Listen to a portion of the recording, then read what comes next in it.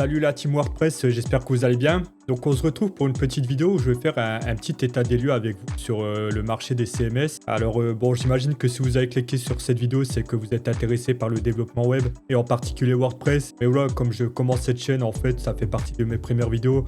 Donc je voulais revenir avec vous sur 2024, en fait, les tendances du marché. Donc encore une fois, je vous ai préparé un petit diapo. Donc voilà, donc encore une fois, bon, pour ceux qui ne le savent pas, mais je pense que voilà, vous n'êtes pas nombreux. Et les CMS, c'est un outil qui va vous permettre de créer des sites internet et qui est quelque chose d'assez répandu maintenant et qui est assez connu pour tout ce qui est conception de sites web. Donc c'est vrai que c'est quelque chose, vous avez peut-être sûrement dû en entendre parler. Et donc voilà, ce qui se passe, c'est qu'en 2024, le marché a continué d'évoluer dans ce sens-là. Donc comme je l'ai marqué ici, donc comme le web évolue, les manières de concevoir les sites internet également. Même si les CMS, c'est quelque chose qui existe déjà depuis un certain temps. À une époque, ça servait beaucoup à faire tout ce qui est blog, par exemple. Un peu ce que faisait WordPress à la base, d'ailleurs. Et ce qui se passe, c'est que voilà, les tendances ont évolué, les technologies aussi. Et donc, par rapport à ça, c'est que donc l'émergence des CMS n'ont fait que progresser par rapport à tout ça. À savoir que près de 45% des sites mondiaux seraient, parce que bon, il n'y a pas vraiment de stats précis par rapport à ça, personne n'a référencé tous les sites sur Terre. Et du coup, près de 45, donc presque la moitié serait fait à l'aide de CMS. Et pour dire comme quoi que c'est quelque chose d'assez marqué dans la construction des sites internet. Pour le reste, que c'est des sites plus ou moins classiques avec des technologies de base comme le HTML, le CSS, le JavaScript, ou alors des applications web en utilisant d'autres outils, mais en utilisant notamment des librairies comme React pour le front, etc., avec des serveurs à côté. Mais voilà, tout ça pour dire que les CMS ont vraiment des beaux jours devant eux. Sur l'image que vous pouvez voir, d'ailleurs, vous avez quelques CMS, on va dire, assez connus, dont Drupal, Joomla, en plus des CMS qui sont là depuis un certain temps. Qui permettent de construire des sites. Magento, par exemple, c'est un CMS qui va plutôt vous permettre de réaliser des sites e-commerce, comme Shopify, par exemple, pour ceux qui connaissent. Bon, forcément, il y a WordPress, etc. Donc, vraiment, il y a une concurrence d'ailleurs acharnée au niveau des CMS. Et c'est vrai que c'est plus ou moins compliqué, on va dire, de choisir lequel dans toute cette liste, même si vous doutez qu'au vu de le nom de la chaîne, moi, j'ai plus ou moins fait déjà mon choix. Donc voilà, et d'ailleurs, du choix, je vous l'ai mis ici parce qu'encore une fois, je reprends les principaux.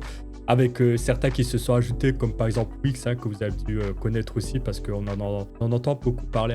C'est un CMS qui vraiment permet de faire tout en ligne en plus, sans passer par du développement local, par exemple, et qui est payant. Et pour dire qu'en fait, il y en a pour tous les goûts, même pour tous les budgets. Bon, WordPress, c'est gratuit, comme une grande majorité des CMS. Bon, Wix, comme je vous l'ai dit, c'est payant.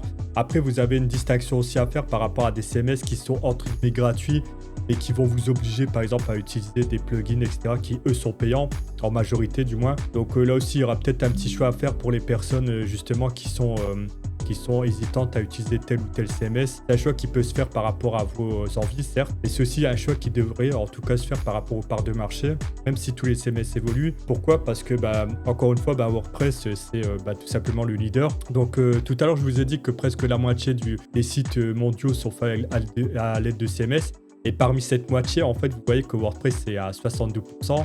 Donc, c'est les chiffres que j'ai pris en 2024. Donc, voilà. Suivi de Shopify, donc pour tout ce qui est CMS e-commerce, sachant qu'en plus, WordPress, vous pouvez faire du e-commerce en installant, par exemple, des plugins.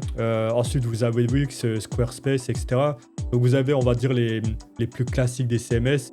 Vous avez des CMS aussi, on va dire, un peu plus institutionnels, par exemple, Typo3. Un CMS que vous allez souvent retrouver dans les administrations, institutions françaises. Et voilà, c'est vraiment entre guillemets les CMS qui se dégagent.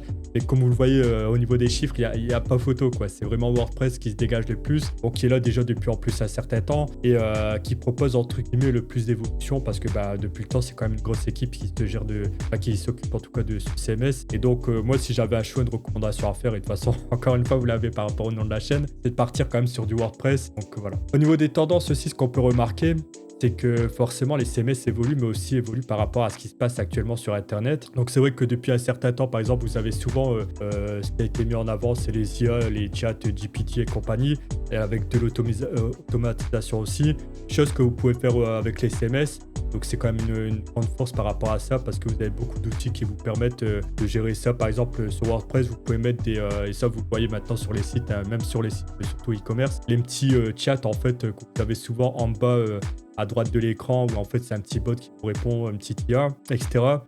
Aussi par rapport aux réseaux sociaux, c'est vrai que là aussi en termes d'implémentation, les sites, enfin en tout cas avec les CMS, vous avez déjà des outils qui vous permettent de gérer ça pour avoir des, comment dire, on appelle ça de l'embed en fait, c'est-à-dire que vous avez de l'intégration sur vos pages de vos différents réseaux sociaux qui se fait quand même facilement. En matière de sécurité aussi, vous avez des outils qui peuvent se gérer ça à votre place, même si c'est quand même assez recommandé de toucher un peu au code si vous voulez vraiment avoir quelque chose de carré. Enfin, tout ça pour dire que c'est vraiment quelque chose qui coïncide en plus avec les tendances du développement web et de Internet de façon générale. La conclusion que je peux vous dire par rapport à tout ça, c'est que bon, c'est vrai que présenté comme ça, c'est un peu la solution miracle de faire des sites internet avec les CMS, c'est vrai. Et comme je le dis là, en fait, n'importe qui du coup peut faire un site internet, mais il faut faire justement du coup attention à la concurrence parce que comme tout le monde peut faire un site internet, vous avez du coup une confrontation directe avec des millions et des millions de personnes. Donc c'est vrai que souvent quand on se lance à faire son site, admettons perso, il y a pas de souci, on fait son petit site, sa carte de visite, voilà quoi.